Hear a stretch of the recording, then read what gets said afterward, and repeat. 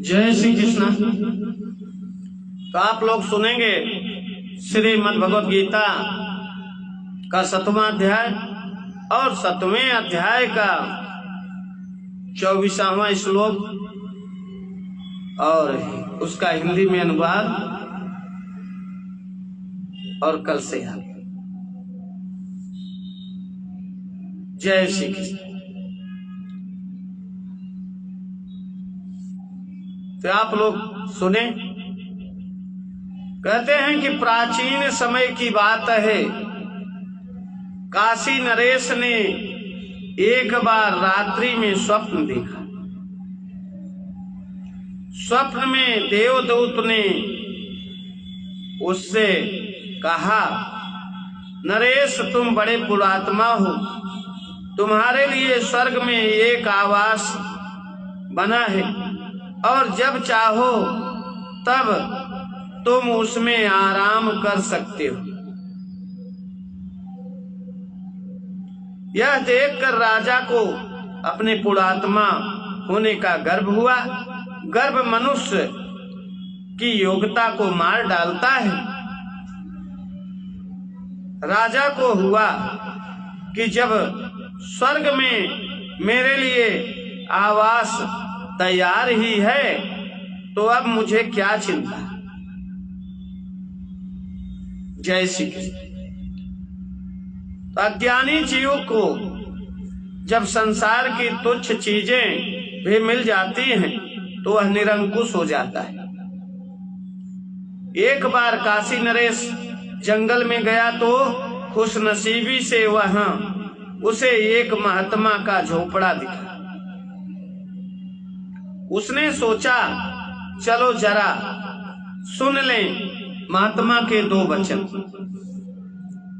तो महात्मा के पास जाकर उसने पुकारा, किंतु महात्मा तो बैठे थे निर्विकल्प समाधि में। वह क्या जवाब देते। राजा को हुआ कि मैं काशी नरेश इतना धर्मात्मा, ये मेरे राज्य में रहते हैं फिर भी मेरी आवाज तक नहीं सुनते, इनको कुछ सबक सिखाना चाहिए। जय श्री कृष्ण। तो सत्ता और अहंकार आदमी को अंधा बना देता है। राजा ने घोड़े की लीद उठाकर बाबा के सिर पर रख दी। संत तो समाधिस्थ थे किंतु प्रकृति से यह न सहा गया। थोड़े दिन बाद पुनः वही देवदूत राजा को सपने में दिखा और कहा, राजन, स्वर्ग में तुम्हारे लिए जो आवास बनाया था वह तो है किंतु पूरा लीद से भर गया। उसमें एक मक्खी तक के लिए जगह नहीं है, तो तुम उसमें कैसे घुस सकोगे। राजा समझ गया कि अरे, संत का जो अपमान किया था उसी का यह परिणाम है।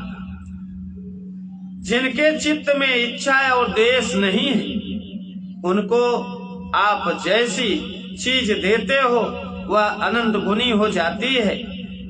आप अगर आदर देते हो तो आपका आदर अनंत गुना हो जाता है।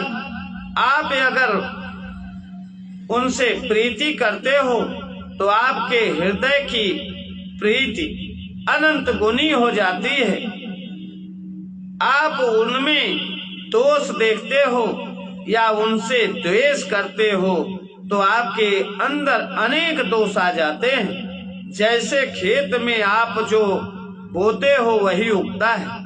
हो सकता है कि खेत में कोई बीज न भी उगे किंतु ब्रह्मवेत्ता के खेत में तो सब उग जाता है। तभी नानक देव जी ने कहा, करनी आपो आपड़ी के नेड़े के दूर। अपनी करनी से ही आप अपने को भगवान के महापुरुषों के करीब महसूस करते हो और अपनी ही करनी से आप अपने को उनसे दूर महसूस करते हो। कभी हम अपने को ईश्वर के नजदीक महसूस करते हैं और कभी दूर महसूस करते हैं, क्योंकि हम जब इच्छा और द्वेष के चंगुल में आ जाते हैं तो ईश्वर से दूरी महसूस करते हैं, और सात्विक भाव से आते हैं तो ईश्वर के नजदीक महसूस करते हैं। किंतु यदि इच्छा और द्वेष से रहित हो गए तो फिर ईश्वर और हम दो नहीं बचते, बल्कि हम ना तुम दफ्तर गुम, ऐसी अवस्था आ जाती है।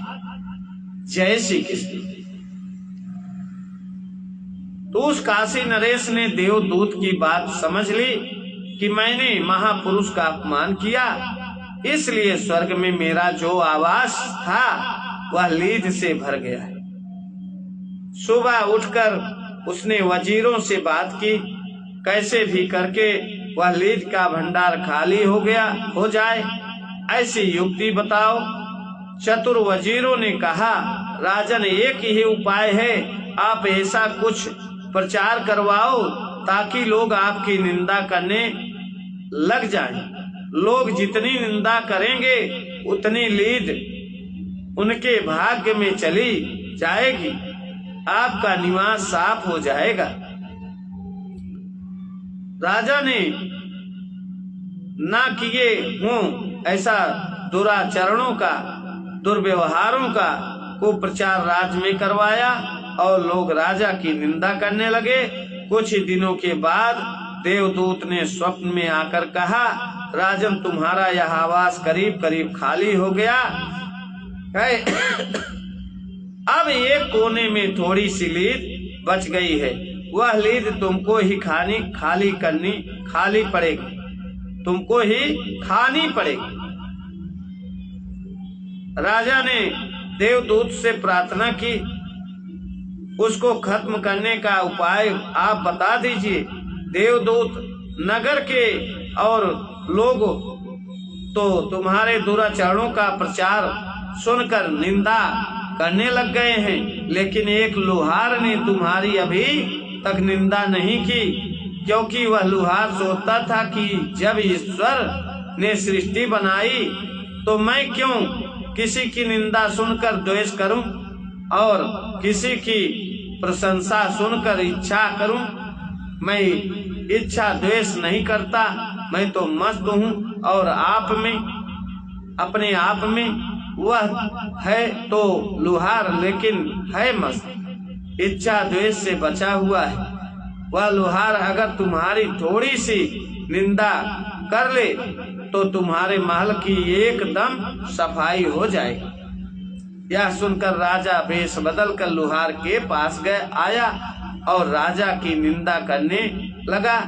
जब लुहार ने कहा, आप भले राजा की निंदा करो, लेकिन मैं आपके चक्कर में आने वाला नहीं हूँ। अब बाकी की बची लीद है वह आपको ही खानी होगी, मुझे मत खिलाओ। तब राजा ने आश्चर्यचकित होकर पूछा, तुम कैसे जान गए? तुम कैसे जान गए? तो हमारे बीच देखिए राजू गाबेनी लाइव पे जुड़े हैं, बोल रहे हैं जय श्री कृष्णा, जय श्री कृष्ण। बड़ा अच्छा लगा आप आए, तो आपके माता पिता के लिए जय श्री कृष्ण और आपके पूरे परिवार के लिए जय श्री कृष्ण। और जहां से भी है आपके गांव के लिए, जिला के लिए, देश के लिए, आज 26 जनवरी है 2025, 76वां गणतंत्र दिवस के शुभ अवसर पर आप आए। तो आपके देश के लिए जय हिंद, जय भारत, भारत माता की जय, वंदे मातरम। बड़ा अच्छा लगा आप आए। तो कहते हैं कि जब इच्छा और द्वेष होता है तभी सब उल्टा दिखता है। जीवन में इच्छा द्वेष नहीं होते उसे सब साफ साफ दिखता है। जैसे दर्पण के सामने जो भी रख दो वह साफ साफ दिखता है, वैसे ही इच्छा और द्वेष से रहित महापुरुषों का हृदय होता है। श्री कृष्ण के ये दो ही वचन अगर जीवन में उतर जाएं तो काफी हैं। जय श्री कृष्ण। तो आज हम अपनी वाणी को यहीं विराम देने वाले हैं। हाँ, और राजू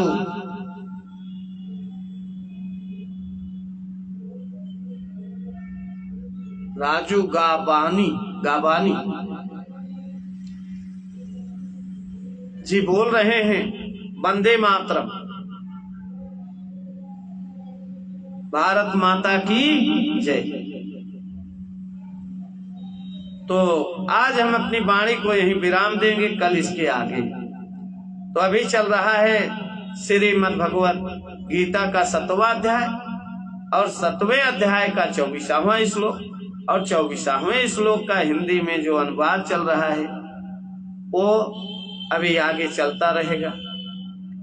आप कल फिर आएंगे, कल फिर आप लोगों के साथ शेयर करेंगे,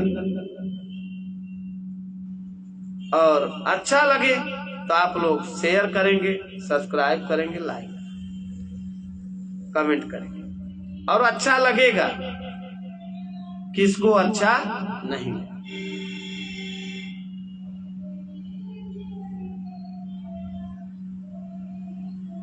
जय श्री कृष्ण, जय श्री कृष्ण। नारायण हरि नारायण।